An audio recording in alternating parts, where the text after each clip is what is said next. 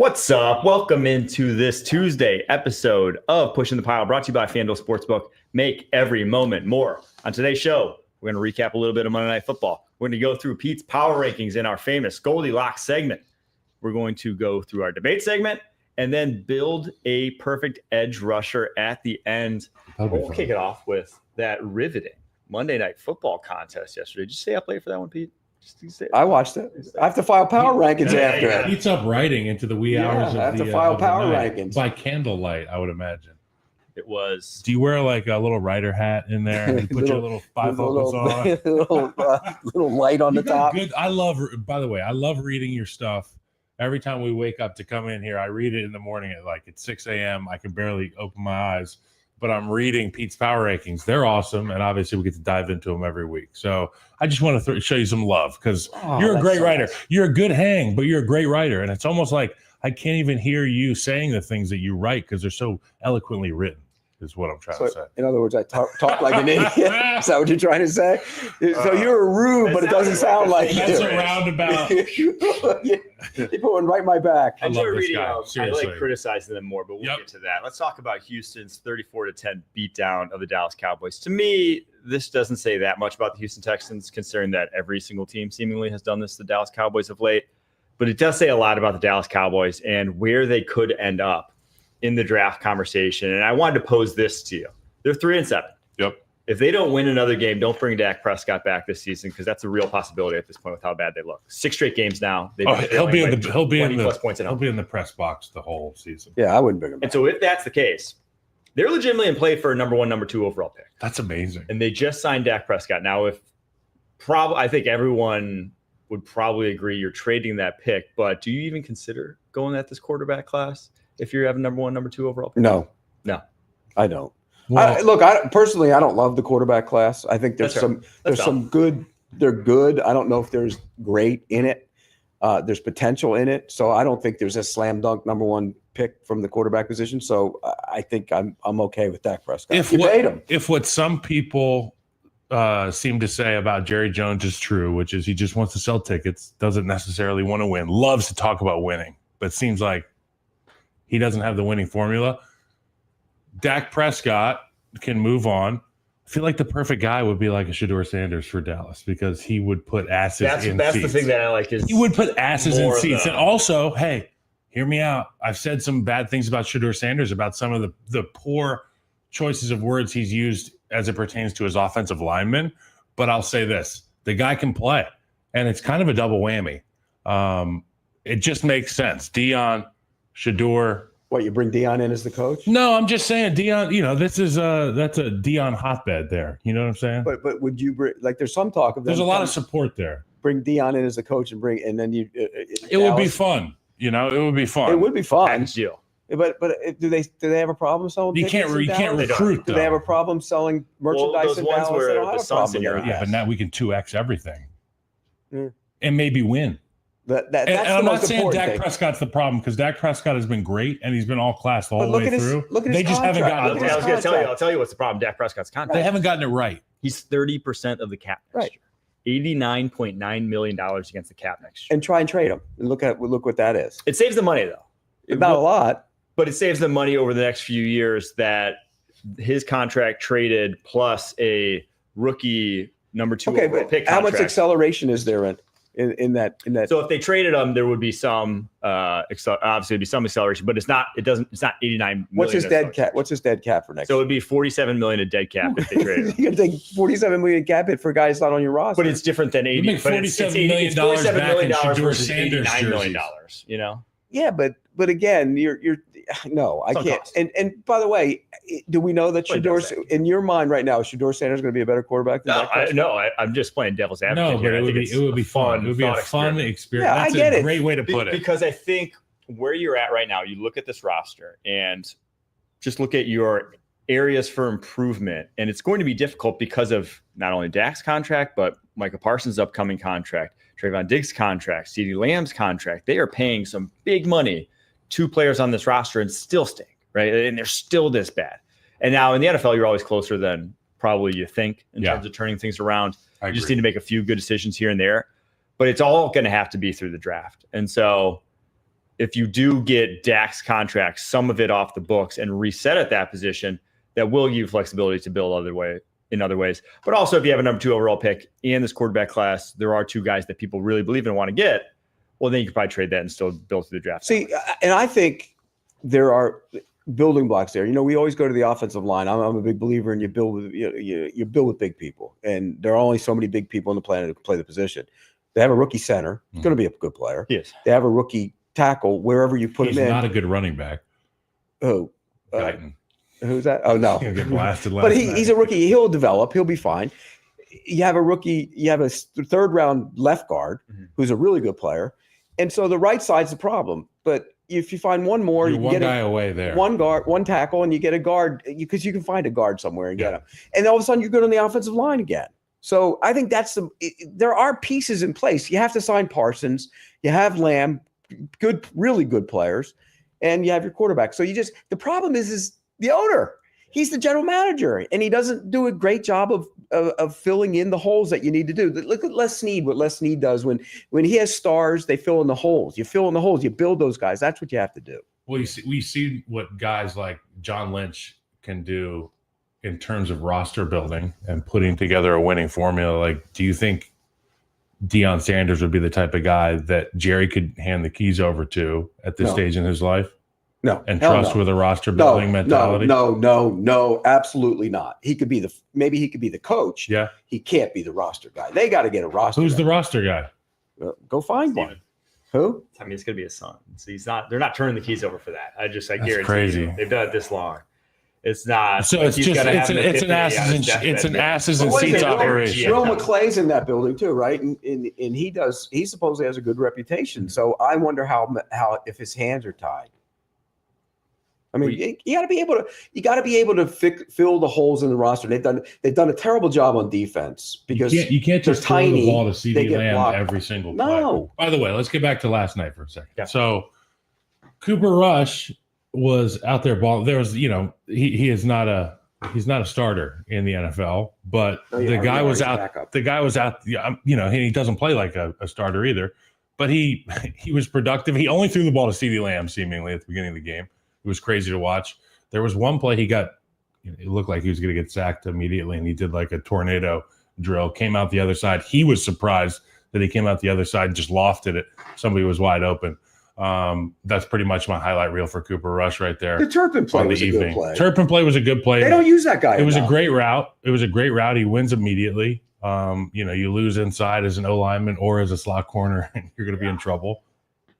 I don't know if there's any bad luck with the safety rotation there. There's no silver lining for the Cowboys. There's not. No. I mean, Tyler Smith got hurt. Guyton got hurt on a fumble. Why don't you use Turpin more is a mystery to me. He's the only guy who can run. I mean, he's got the speed. They don't use him enough. Gimmick up stuff for him. That's one criticism. And I've known Mike for a long time, but the criticism of Mike McCarthy is he doesn't get creative with the offense. They're pretty stagnant with what they do. And so I would have used Turpin a lot more this season. We'll see a big offseason coming up for the Dallas Cowboys. For Texans, just a necessary win to stay atop And they haven't looked great, by the way. They haven't looked great. They looked great on the first play of the freaking game, but we can't get our guy to run flat on his release on the tunnel screen, didn't he? Well, he got caught up. He had to turn the corner there. There was the traffic cone there, which was the smaller defender he had to get around. It got him upfield just enough. Man, that pissed me off because what a way to start the game. Mm-hmm. C.J. Stroud's got Nico back. This guy was a Superman type player for them early in the year. And if we can get him ramped up and boom, out the gate, first play, Nico Collins, laundry. CJ Stroud doesn't look right. I agree. He doesn't look the same. And even that interception, it's like that's an easy throw. You got to hit that one. And he just looks off a bit. And I know he's sped up from the offensive line being so bad early in the season and is probably – you start glancing down a little bit. And so I think that contributes to it, but he just doesn't look right. So I think a lot of people have said that he's not like a typical Kyle Shanahan type of quarterback, and that the Shanahan offense type of quarterback. He's not a play action, over out, middle of the field guy. He's much better in, say, kind of what Joe Burrow operates or has been over his career, where it's like 5 out, drop back, quick timing, get it to where it needs to go.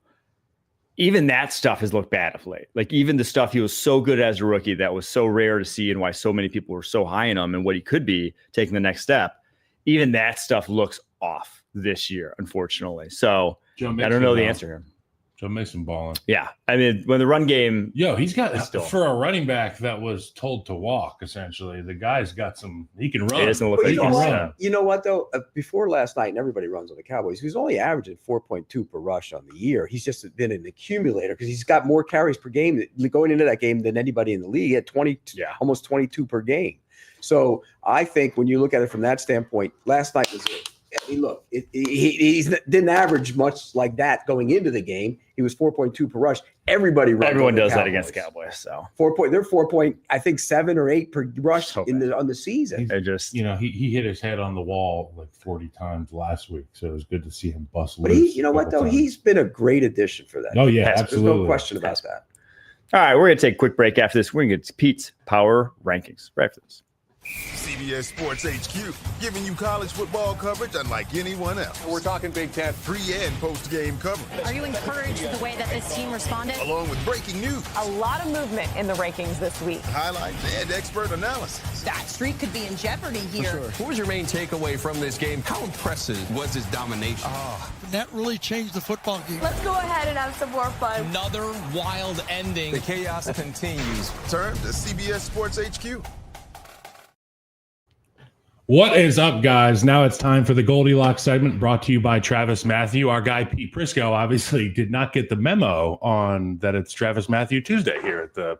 He didn't get the package. I haven't got my package yet. Moving on here. So, Travis Matthew, apparel designed for confidence and comfort no matter where the day takes you. You think it fits, Kyle? I got to say, I always shout out this specific shirt. I think it's the Cloud. I think it's the Cloud shirt. I do wear it every week. I wore it before we got a Travis Matthew sponsorship on the show. Do you have 5 of them? I do. I have 3 of these. I've got the navy ones that have like red, yellow, light blue. 5 of that color is what I'm saying. I have a lot of these. Because you're wearing the same one every week. It's great. Well, it's called a washer and a dryer. And by the way, about a washer and a dryer, these things don't shrink when you put them in the dryer. You get the same fit, natural fit every single time. That's why I love this Travis Matthew sweater, and all of their stuff looks great. Look at Mike.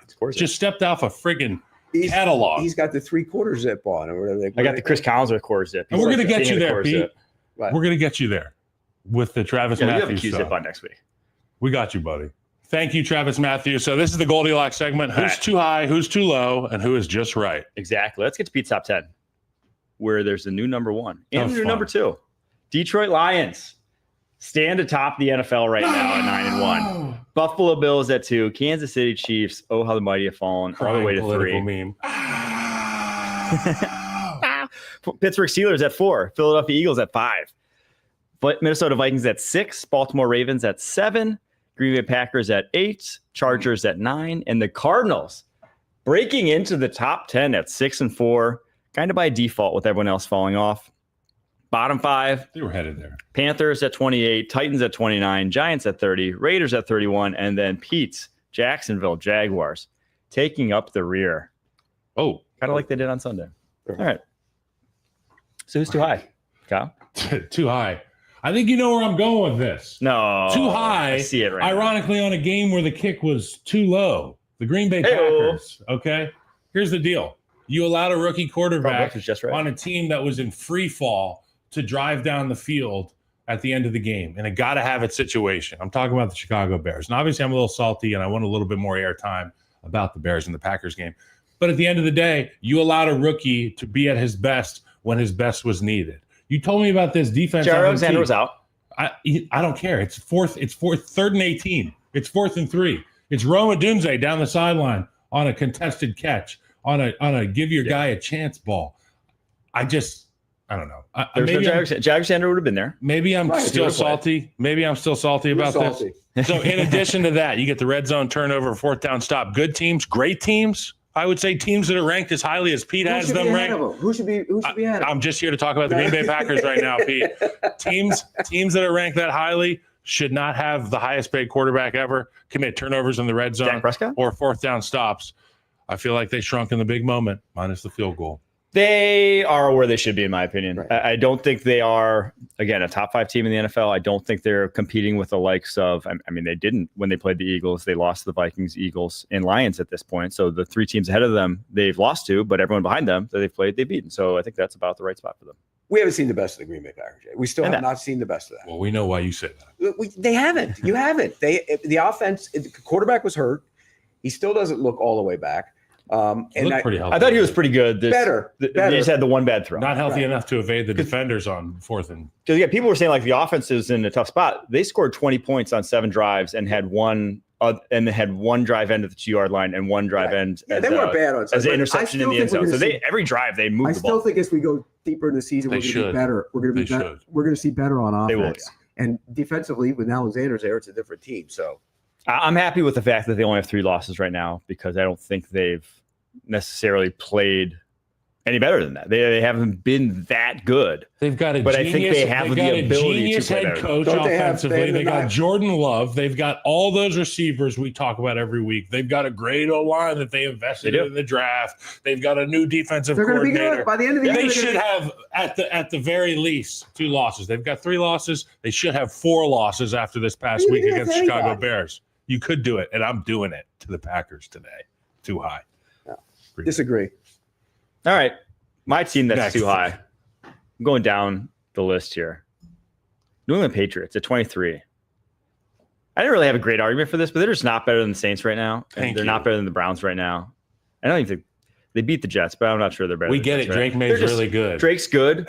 The rest of this team is so bad. This offense is so untalented. It's tough to watch on a weekly basis. They're just not that good a team. And defensively, I mean, you've seen, I think they honestly have better personnel this year than they did last year. Guys like Keon White, guys like Christian Gonzalez, but they're getting far worse results. I mean, that's to be expected. We knew that was going to happen. You lost Bill Belichick, but I don't think there are any great shakes on the defense side. I don't think they're a great team either, but I think there's a lot of garbage around them. Look about Cleveland. Cleveland. A lot of garbage. New Orleans is better than right come on. New Orleans lost to the Panthers 3 weeks ago. That was okay, which leads me to my next one. Too low. Saints. The New Orleans Saints. They had a few rough weeks, starting with 3 really tough losses. Philadelphia by 3, Atlanta by 2. They had probably the worst October in football, right? I mean, quarterback gets hurt. You go through all those losses, the way that they lost those games, and then they got blown out a couple times with their backup in there. And then they bled. It was such a bad October, it bled into November. They lost to the Panthers. That's when Dennis Allen got fired, and then the Rizzler showed up. And like any great special teams coach, he finds a way to connect with guys on both sides of the aisle, the party aisle, offense, defense, stars, guys who are gadget guys, special teams coaches. This is kind of like a non sequitur into a discussion about which coaches are best for interims. It's always special teams. Always special teams. Got to be special teams coaches because they find a way to connect with everybody. That locker room found a way to. Well, because they have like the least on their plate. They have to watch like special teams. But also from a personality standpoint, the offensive coaches, they're like almost too smart to have conversations with. The defensive coaches are like mob bosses. They don't even have time to talk to you usually. The special teams coaches can talk to anybody. They can motivate anybody. Yeah, like if Jacksonville fired I love the Doug Saints. Peterson, Heath Farwell should be the interim coach. I love the Saints. Yeah.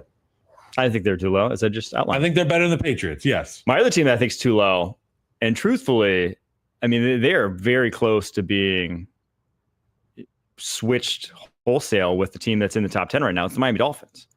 They have been on this since Tua came back. They're the past 4 weeks. They lost on a heartbreaking loss on a field goal at the end to the Arizona Cardinals.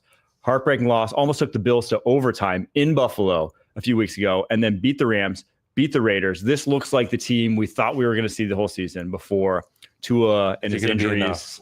This is who we thought the Dolphins were going to be. And to me, they should be right up there with teams like the Seahawks, Texans at 13 and 14 right now, instead of down at 21. Just with what they're playing right now, they are so much better than a 4-6 team.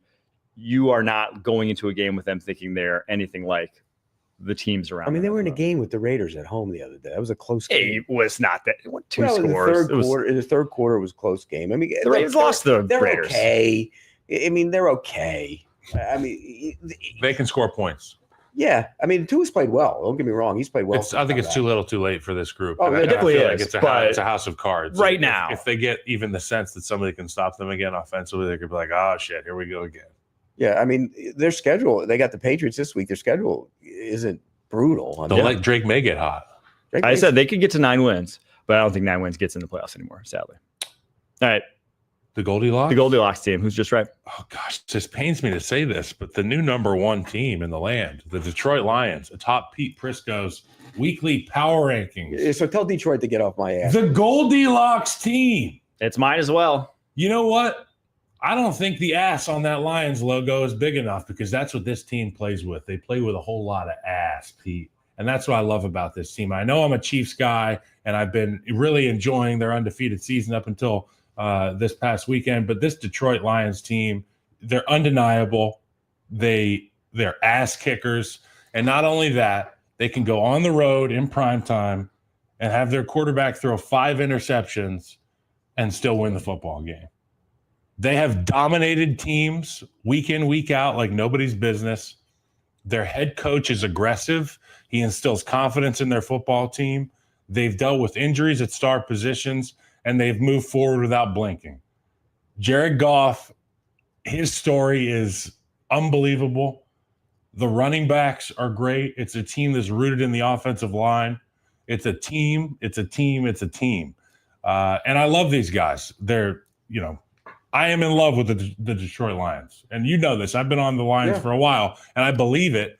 And I heard Nick Wright talking yesterday that you can't win a Super Bowl with a human being, a civilian at quarterback. And he essentially is calling Jared Goff a civilian. And I agree with Nick Wright on a lot of things. I disagree with him here. I think that Jared Goff can't win a Super Bowl with this roster. Dan Campbell's been getting amazing things out of Ben Johnson and Jared Goff. And like Ben Johnson said last week, when asked about his offense, he said, no. This is our offense. This guy, Jared Goff's unbelievable. The Lions, Goldilocks, it's perfect. By the way, Brad Johnson and Trent Dilfer won Super Bowls, in case anybody's wondering. It can happen. I guess they're not civilians. It can happen. But Jared Goff is better than those guys. That's my point. Yeah. You is that your just right? That was my just right as well. Great. And I think not enough we just need to, I don't know what the hell I'm trying to say. Jameson Williams needs to get more credit for his addition and what he brings to that offense, transforming just how dynamic this offense has been this year. Because they didn't really even have like a number 2 last year. It was Amon-Ra St. Brown. Sam Laporta, your tight end, was number 2. Huge year from him. But now you have this vertical element to the offense that it was, a vertical and like a horizontal vertical, a guy who can just get open on crossers at will that opens up all the other stuff for Laporta, for Amon-Ra St. Brown, that putting that guy in and having the trust of his head coach and his quarterback. I just think this offense presents so many challenges and so many mismatches. And when you have a guy like Ben Johnson pulling the strings, just good luck every single week. They didn't even have Laporta the other day. Yeah. Here's what really makes it go, and you know this. That offensive line is it's brute strength. And watching the tape of that game, it was unreal what they did to the Jaguars up front. And Jacksonville's not good up front in the middle of that line. The ends are. Pros. The ends are. But those are professional football. They got moved and moved. I sent out a picture on Twitter of a hole. I swear there's no lying that we could have crawled through it and got 2 yards. That's how big it was. And I think when you look at it, the week before they weren't great on the offensive line. The only one that played really well against the Texans was Ragnow.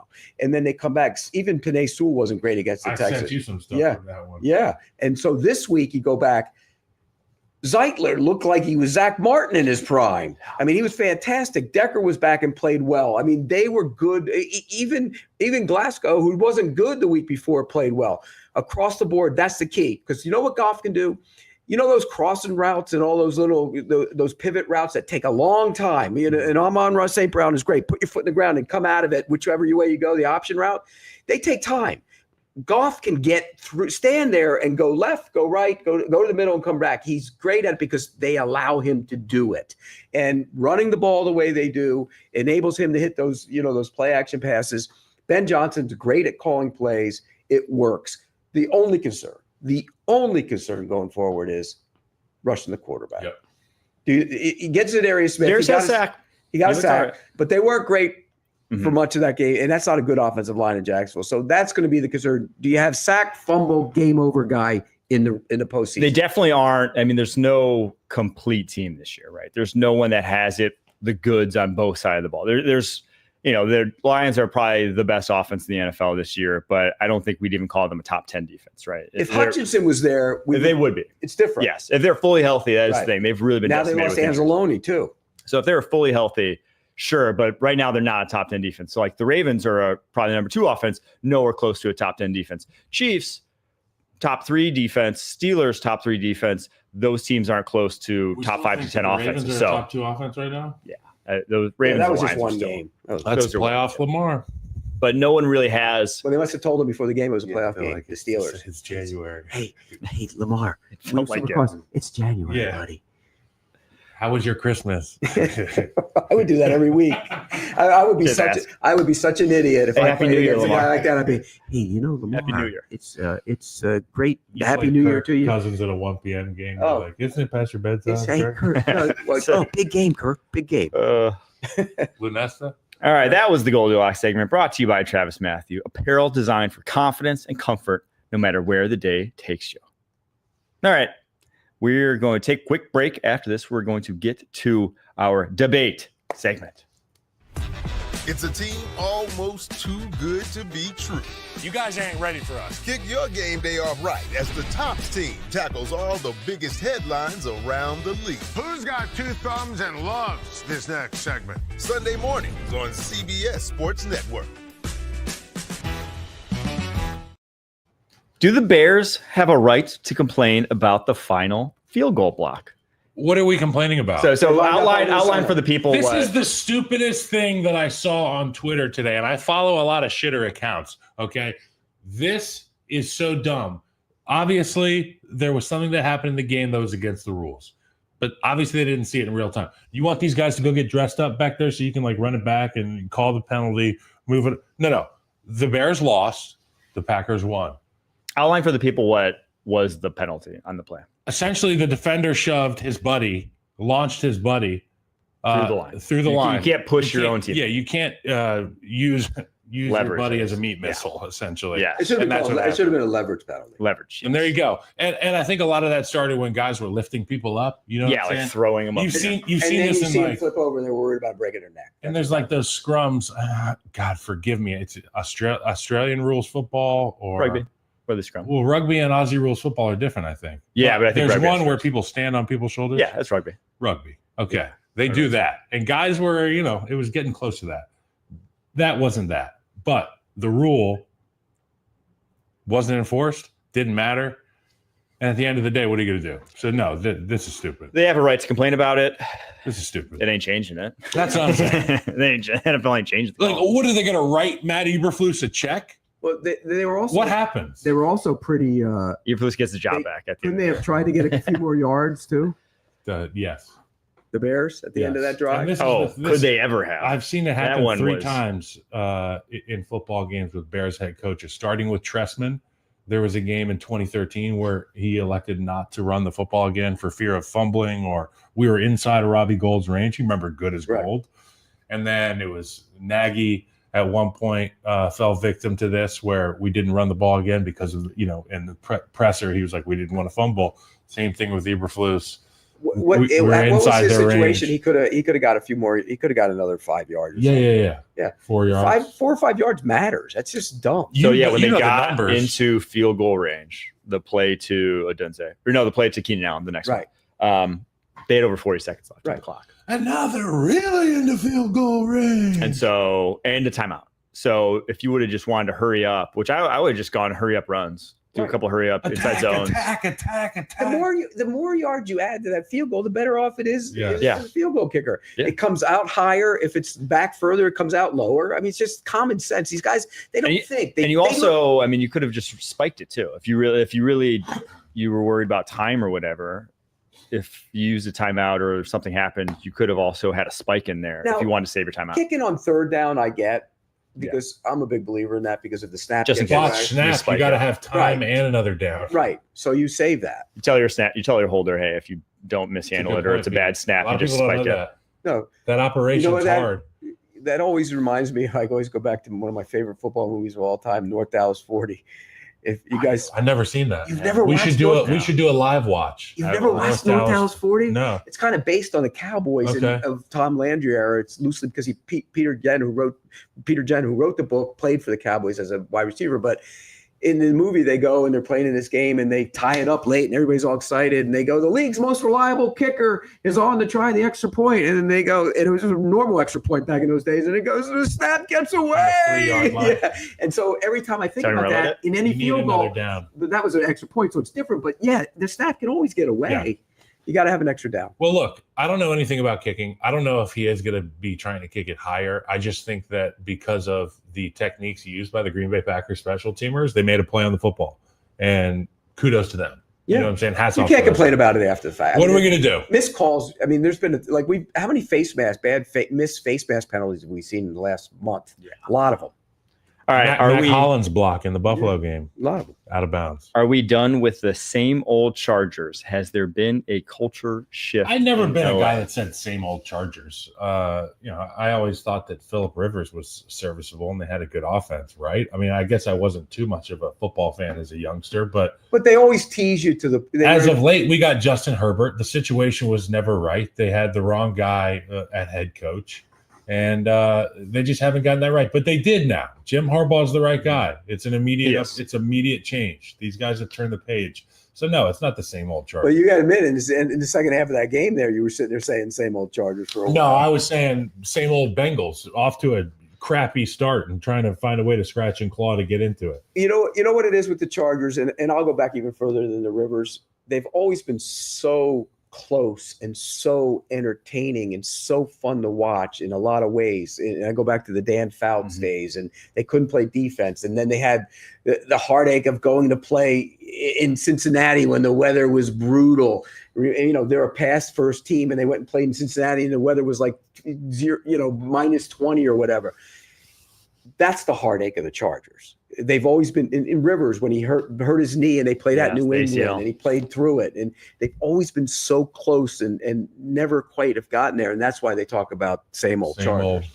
And then Staley, of course, ruined it. But I think Jim Harbaugh is himself a culture bringer. You saw it at Michigan. Yeah. I mean, he changed He's a great coach. Hey, give somebody a high five right now. Give somebody a high five. Come on. You know what that is? Give me a high five. What that is? That's a guy who's basically a weirdo who happens to be a football savant. Yes. Because there's nothing. He's obsessive. He's an obsessive personality type of guy. But he's weird. Yeah. There's he's a strange bird. He's a sicko. Yeah. Yeah.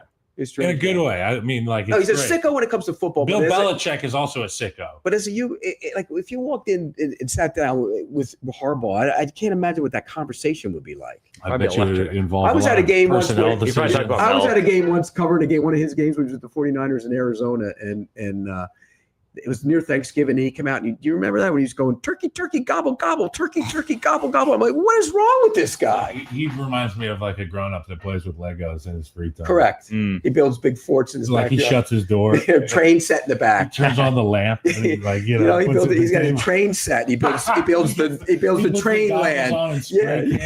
Look at this. I built this clip of him on Judge Judy. No.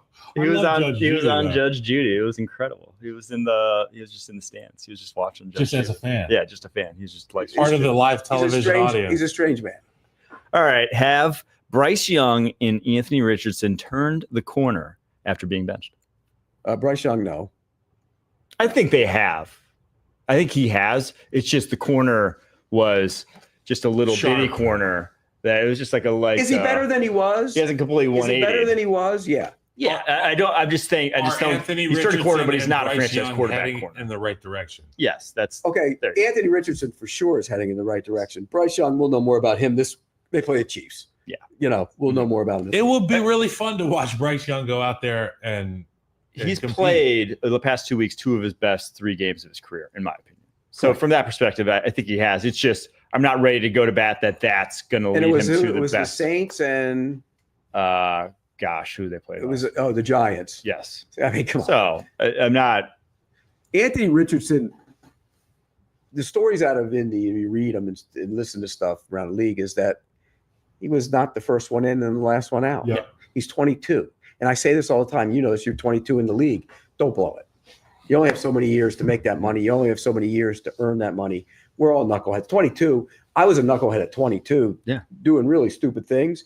But when you're a knucklehead at 22 and your life is all in front of you, you say, okay, I got a lot of time. When you're in the NFL, you don't have a lot of time. So make it. And I've told many a kid this, and through the years, I said, look, guys, you only have so many years of earning in that body. Yeah. Don't blow it. Be the first one in, the last one out. And you know what?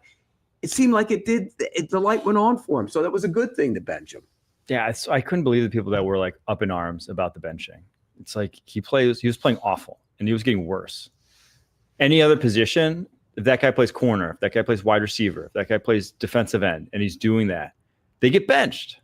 So why treat the quarterback differently? Like mentally, it's probably even more important to make sure that he knows that when things are going bad like that, that's not okay. Like that he needs to put the onus on himself to change things around and make sure they get better. And if he's tapping himself out of a game. He stood in there and went through some reads the other day, which he didn't do early in the year. And so I think that's it. He needed that, and it's a good thing. But, it's one game, so we'll see going forward. But I think it worked for him. You bring up an interesting point about first in, last out. And about halfway through my career, we got swipe cards for the building. Okay.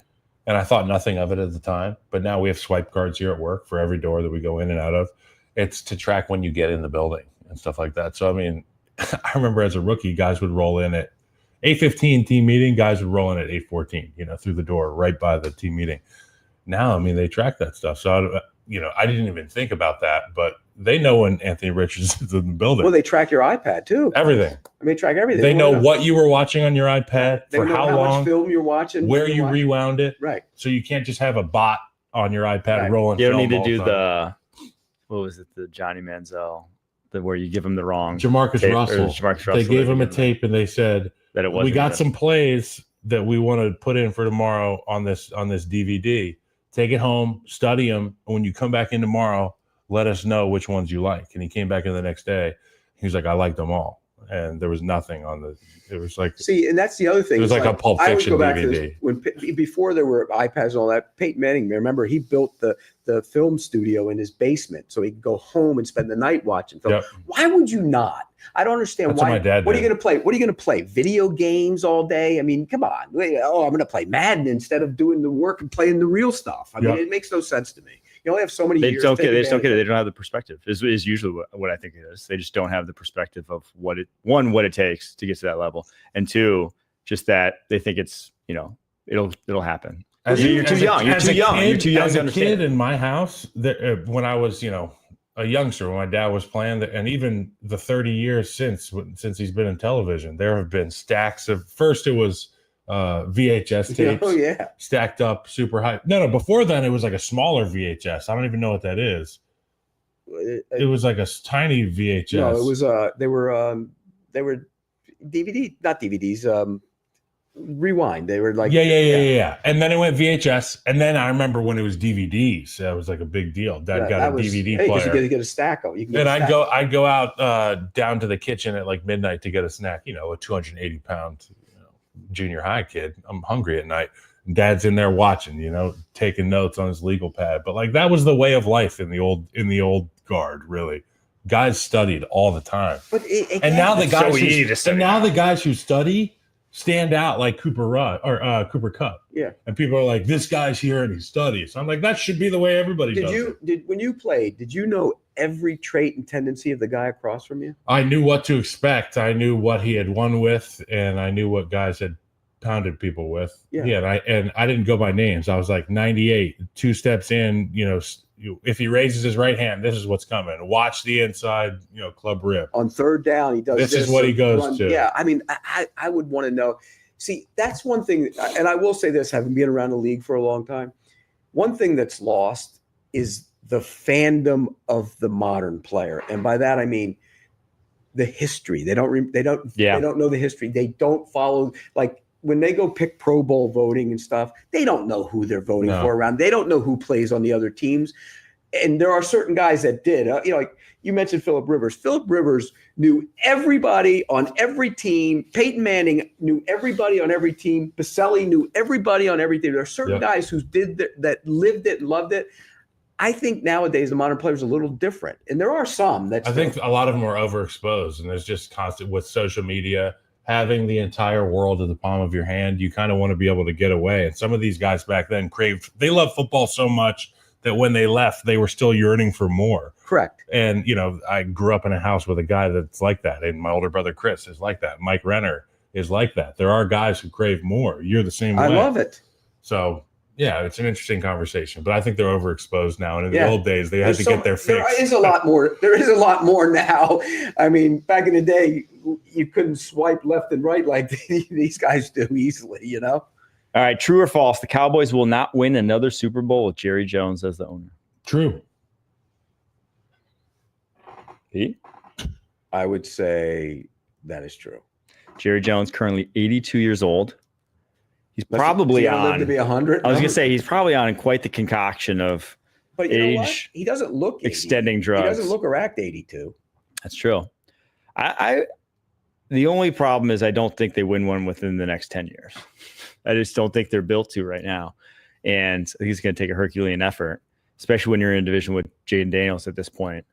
So, if they were to get everything right this offseason, I'm going to say false. They don't win one. How long would it take? If they got everything so, you get a top 5 pick, you say you flip that into some more picks, and you really start hitting on. I mean, you'd be back within 2 years. Well, you got to remember, they also let's not forget. Okay, let's just say you get top 5 pick, you trade down, you get extra picks, you get some big defensive interior linemen. Then you got Parsons, then you got Lawrence, you got those guys get better. Yeah, and then you got they've always been overshown. I love him. You get Bland back. You'll have players on a defense. The defense can flip quickly if you get two big bodies in the middle of that defense. I mean, and if you hire like Brian Flores as your DC, like someone who's like a true high-end DC right now in the NFL as your head coach, it could be. All right. Which one of these teams still has a chance to make the playoffs? 49ers, Bengals, Seahawks, Dolphins, Rams. Any? 49ers, Seahawks, Bengals, Dolphins, or Rams? Yes. Which one? I think you got to look at both the NFC West teams because that thing is okay. So Seahawks, 49ers, you think still have a chance? Yeah. 49ers is really and Rams stands out to me. Well, they're three NFC West teams. 49ers in particular, in my opinion. But their schedule's brutal. They play. I don't know if they do. They play at Green Bay, and then they play the Bills. Green Bay too high on the list. So they play the. Well, I'll say the Rams. I'll say the Rams and the Seahawks. Yeah, I mean, like the NFC West realistically has a chance, but I think the Rams is the only team where I think the Rams end up still. They have so much experience. Right, but they play. Don't they play at the Packers? Then they play the Bills, right? The 49ers. Yeah. Yes, they have a dogfight going in here. At Arizona, they close out. And those teams have a dogfight too, guys. Right. Packers, Bills, Bears, but it's you can only. They can only afford the to way lose. They've played. It's not like they are been the 49ers. For sure. When you're playing at the Packers, at the Bills, against the Bears, which again, that's a loss. You're playing the Bears, against the Rams, against the Dolphins, at the Dolphins, against the Lions, and then the Cardinals. That's an awful run. That's a bad run. That would be a miracle. 7 games without a layup. What's it going to be? It's going to be Cardinals' schedule is favorable. Really, Cardinals are in a good spot. Cardinals are in a great spot. They're the number, but I do think the Rams could make a run too. They're number 10 now. Yeah, on your power ranking. The Cardinals look at the Cardinals. This Cardinals schedules. They play Seattle this week, at Seattle, isn't it? Yeah, that's a tough game for them. That'll be tough. Yeah, that's a tough game. But then they play at Seattle, at Minnesota, against Seattle, against New England, at Carolina, at the Rams, and then 49ers at home. But see, nothing. So, like when you look at the Cardinals, you don't sit there and say, "Oh, that should be a win." They could lose. That's the thing. They could lose to the Patriots, right? They could lose and no to one Seattle bets twice, maybe not. Right. So, but the team that nobody wants in the playoffs is the Bengals. 100%. Nobody wants to play. Nobody in the AFC wants the Bengals in the playoffs. I agree. I'm saying about the San Francisco roster having and coaching staff now having experience in meaningful football games. You don't want to play against Joe Burrow. No, I've seen it in person. They're legitimately. Yeah. When's the last time that the quarterback who had the best statistical season in the NFL? Because Burrow was was on a team that didn't make the playoffs. Dan Marino, maybe. He made the playoffs. Because Burrow has most yards, most touchdowns in the NFL. He threw for a lot of yards every year. Yeah. Only 4 picks all season. 27 touchdowns. I mean, he's on pace for his best season. He's playing great. Who would be the guy? I have to look that up. Yeah. It's been a while, though. It has been a while. All right, last one here. Biggest threat to the Lions in the NFC is who? What? Eagles? Fly, Eagles, fly? Yeah, they are. You think they're back? And I said they were pretenders like 3 weeks ago because I hate Nick Sirianni. And I caught that little line you put in your power rating. You still want to fire Nick Sirianni? Well, my joke is every team starts up 4-0. Guy thinks I can't read. He's throwing jabs at me. No, but every team starts up 4-0 against him because he makes some really stupid decisions. What? You're absolutely right. But then you also have to net it with having Saquon Barkley on your football team. So now you're up by 3 points at the beginning of the football game. It's a great deal they got going on there. Yeah, I mean, I'll say Lions, Eagles would be. I think it's whichever NFC North team they play in the playoffs because I think they'll play one of them eventually because one of them's going to be the wild card. The Packers.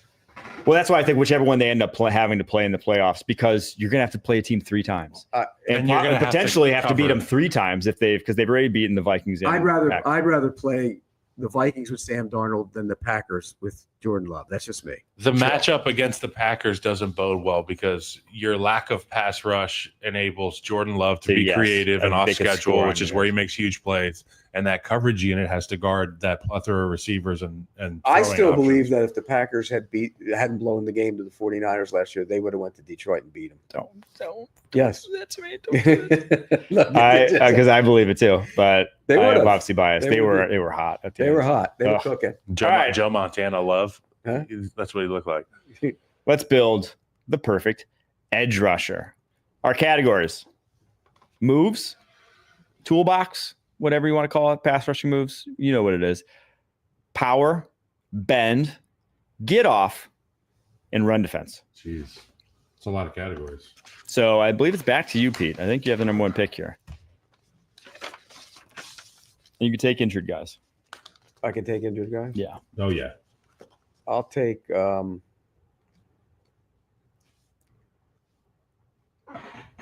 me see for everything. We need to get the categories up on the screen for us for reference, but I'll get it right here. That's my fault. So moves, power, bend, get off. Run defense. Moves, power, bend, get off. Run moves, defense. Power, bend, get off.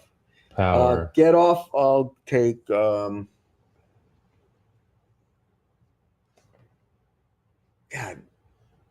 I'll take Hutchinson. Ooh. No. Let me think. I'll take Parsons for get off. Oh, okay. Yeah, that was my number 1 pick for get off. Parsons for get off. Yeah, he's elite. That guy's. I'm going to go. So that's my get off. Get off. So one guy who is a physical specimen, and you talk about this all the time. You just want your best athlete out there. Yeah. And if your best athlete is 6'6", 250, a guy by the name of Danielle Hunter, and you have a spin move that I've seen just put on full display the last 2 weeks. He got Penei Sewell with it. He won last night with it a couple times. I'm going to go moves, Danielle Hunter. Okay. I'm going to take Myles Garrett's get off then. The GOAT. What are the next category you think? So bend, moves, power, run bend, defense, and run defense. Moves, power. I'll take Hutchinson's moves. Oh yeah, that was my number 1 pick in the moves. I think his moves are fantastic. Yeah, he was on another level this year. I'm going to go power Max Crosby. Length is strength, and nobody is longer than Sir Maxwell.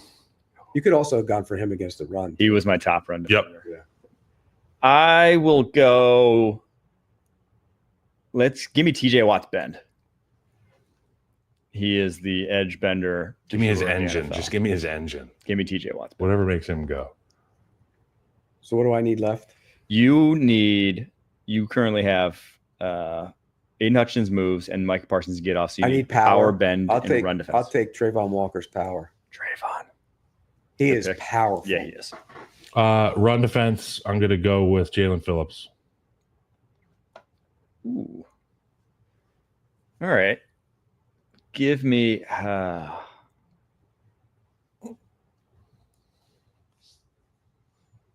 take Nick Bosa's power. He's squatty body. That guy's, yeah. Nick Bosa's power. So you have Aiden Hutchinson's moves, Trayvon Walker's power, Micah Parsons' get off. You need bend and you need run defense.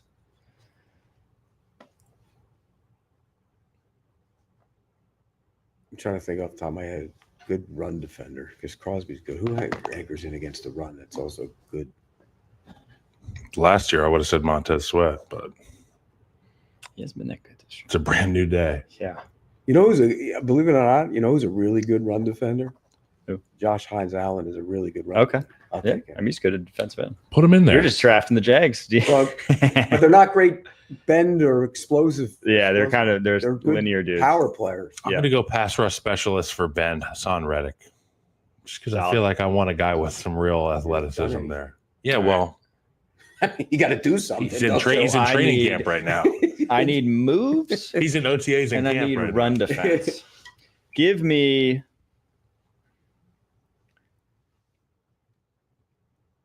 I mean, Von Miller still got moves. Give me Von Miller moves. The ghost still rush.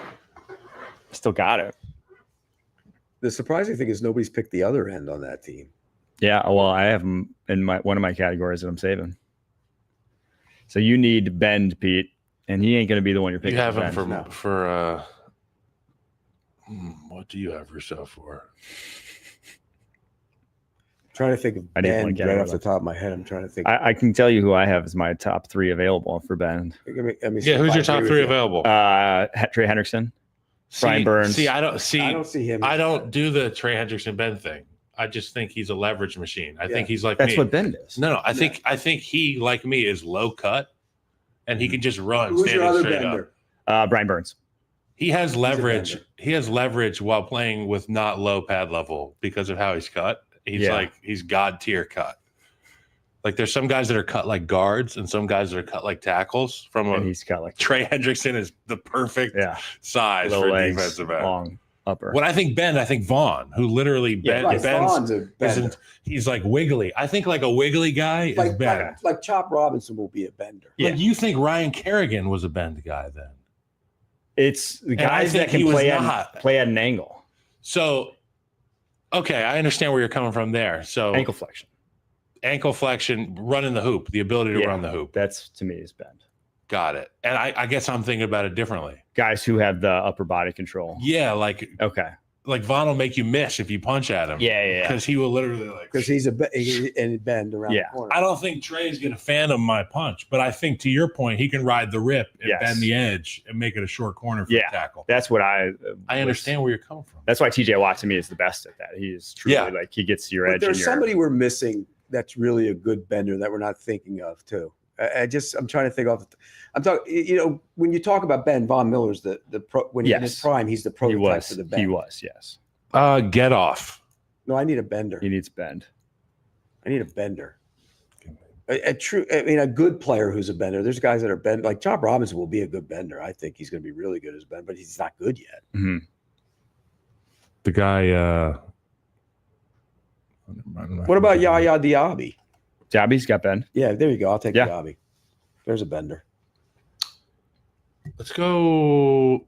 You have Get off left. Give me Highsmith. Ooh, okay. I like Alec Highsmith. My top available is Nick Benito, though. He was. We just watched him last week. He's been great. Too little. Run defense. Give me Khalil Mack. He's so little. Khalil Mack. In run game? Yeah, good run. There's nobody who's more built to defend the run than Khalil. All right, so my edge has Von Miller's moves, Nick Bosa's power, TJ Watt's bend, Myles Garrett's get off, and Khalil Mack's work in the run game. Kyle has Daniil Hunter's moves, Max Crosby's power, Hassan Reddick's bend, Alex Highsmith's get off, and then Jalen Phillips' run defense.